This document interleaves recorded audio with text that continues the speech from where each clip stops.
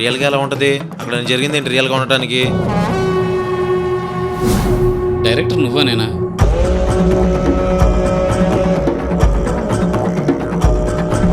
నాకు నచ్చలేదు. నాకు కూడా ఇదే నచ్చింది. ఇదే ఫైనల్ చేద్దాం.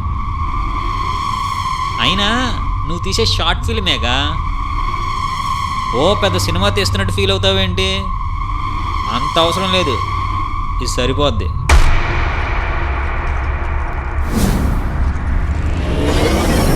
ఇది పట్టుకో బ్రో, ఒకసారి కెమెరా తీసేద్దాం. ఇది